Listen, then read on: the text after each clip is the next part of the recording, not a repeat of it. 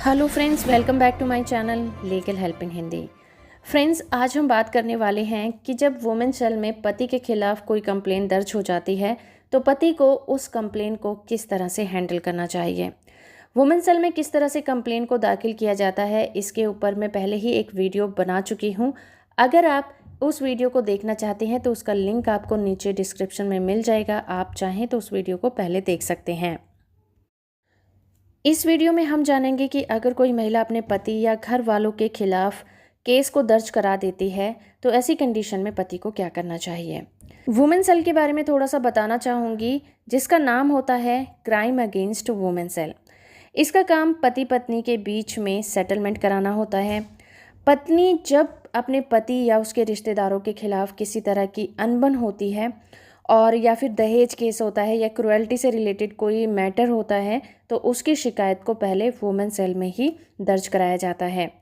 Direct police station में या फिर कोर्ट में ऐसी कंप्लेंट्स को नहीं दर्ज कराया जाता। तो यहाँ पर इस तरह के मैटर देखे जाते हैं। इनका काम दोनों पार्टी के बीच सेटलमेंट कराने की कोशिश करना होता है। ये बैठकर दोनों पार्टीज़ की काउंसलिंग करते हैं और कोशिश करते हैं कि दोनों के बीच में होने वाले मुद्दे को ख़त्म कर दिया जाए और किसी तरह से दोनों के बीच में आपसी सुलह और सेटलमेंट करवा दिया जाए।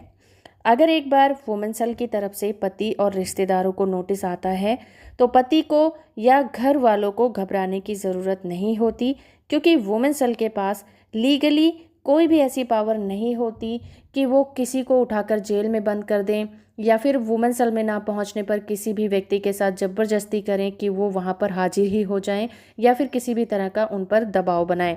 तो ऐसी किसी भी तरह की कोई पावर वुमेन सेल के पास नहीं होती है। और नोटिस मिलने के बाद अगर पति वहां पर नहीं पहुंचता है तो वुमेन सेल को ये पावर भी नहीं होती कि वो किसी भी तरह का समन इशू करें। वो सिर्फ नोटिस भेजकर वहां आने के लिए पति और रिश्तेदारों को रिक्वेस्ट ही कर सकते हैं ताकि उनके साथ काउंसलिंग कराई जा सके। इसलिए पहले तो पति को और उसके घर वालों को नोटिस मिलने के बाद घबराने की ज़रूरत बिल्कुल नहीं होती। तो नोटिस मिलने पर महिला सेल में जाना है या फिर नहीं जाना है, ये पूरी तरह से पति पर निर्भर करता है।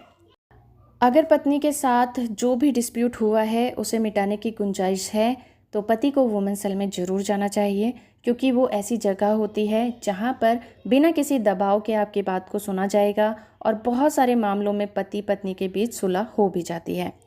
तो क्योंकि ये पति के खिलाफ एफआईआर दर्ज होने के पहले का प्रोसेस होता है जो सिर्फ काउंसलिंग के द्वारा ही सुलझाया जाता है। अगर यहाँ पर मामला नहीं सुलझता तो एफआईआर के लिए केस आगे बढ़ा दिया जाता है और जिसके बाद लीगल प्रोसेस स्टार्ट हो जाता है और पति की मुश्किलें वहाँ से बढ़ सकती हैं।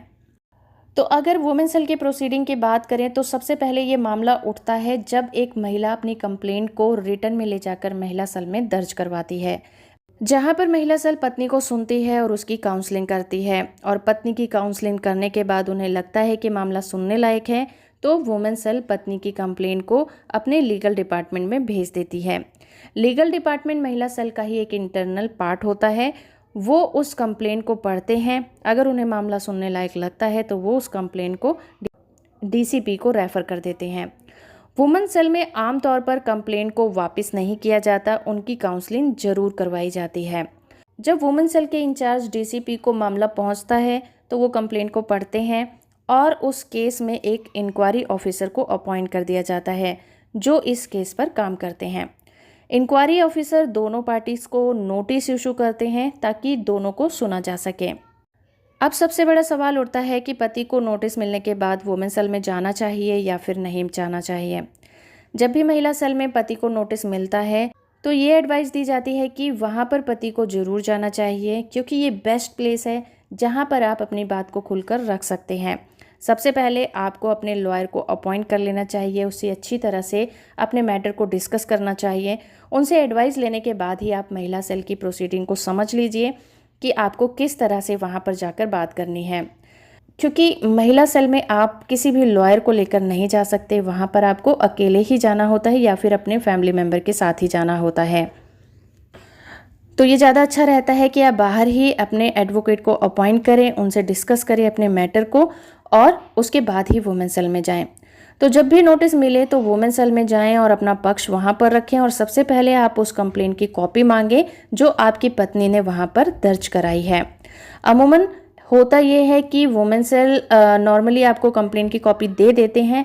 अगर वो आपको कॉपी नहीं देते हैं तो आप अपनी रिटर्न स्टेटमेंट में इस बात को अलग से मेंशन कर सकते हैं कि आपने वुमेन सेल से कंप्लेंट की कॉपी मांगी थी परंतु उन्होंने आपको उसकी कॉपी नहीं दी है।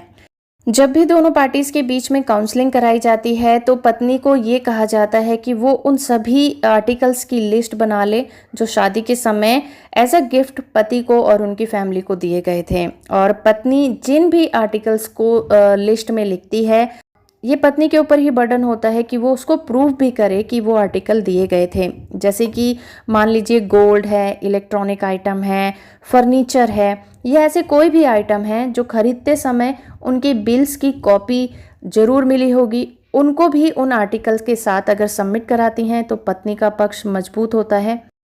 पति उन चीज़ों को डिनाई नहीं कर पाता। तो एक बार जब सभी चीज़ों की लिस्ट बनकर पति के पास पहुंचती है और पति को लगता है कि दोनों के बीच में किसी तरह की सुलह होना पॉसिबल नहीं है, तो पति को ये चाहिए कि वो उन सभी चीज़ों को वुमेन सेल में जमा करवा दे ताकि वो लोग पत्नी को सारी चीज़ें रिकॉर्ड में नोट करने के बाद वापस कर दें। उसके बाद पति पत्नी चाहें तो आपसी सहमति के लिए तलाक के लिए आगे परस्यू कर सकते हैं। वुमेन सेल जब ये समझ जाता है कि दोनों के बीच में किसी तरह की सुलह नहीं हो सकती तो वो उनकी कंप्लेंट को एफआईआर करवाने के लिए आगे के प्रोसेस में डाल देते हैं। यहाँ पर पति का एक फ़ायदा ये हो जाता है कि जब वो महिला सेल की सभी डेट्स पर जाता रहता है, उनको कोऑपरेट करता है, तो आसानी से उसे एंटीसिपेटरी बेल ग्रांट हो जाती है। लेकिन अगर पति के खिलाफ चार्ज बहुत ही ज़्यादा गंभीर नेचर के हैं, पत्नी ने कौन कौन सी एलिगेशन लगाई हैं पति के ऊपर, उस हिसाब से अगर कोर्ट को ऐसा लगता है कि इस व्यक्ति को एंटीसिपेटरी बेल नहीं देनी चाहिए तो वहां पर पति को थोड़ी सी मुश्किलें आ सकती हैं। पर इस तरह के केसेस में देखा ये जाता है ज़्यादातर एंटीसिपेटरी बेल ग्रांट हो ही जाती है। तो इस तरह से जब भी किसी व्यक्ति को महिला सेल यानी कि CAW सेल की तरफ से किसी भी तरह का नोटिस रिसीव होता है तो घबराने की बिल्कुल ज़रूरत नहीं होती है। ये एक बेस्ट अपॉर्चुनिटी होती है अपना पक्ष रखने के लिए। तो पति को ये एडवाइस दी जाती है कि जब भी इस तरह के नोटिस मिले तो वहाँ पर ज़रूर जाएं, उसको किसी भी तरह से अवॉइड ना करें। तो होप फ्रेंड कि आपको ये वीडियो पसंद आया होगा। वीडियो इन्फॉर्मेशन अच्छी लगी है तो आप इस वीडियो को लाइक, शेयर और चैनल को सब्सक्राइब करना बिल्कुल मत भूलिएगा।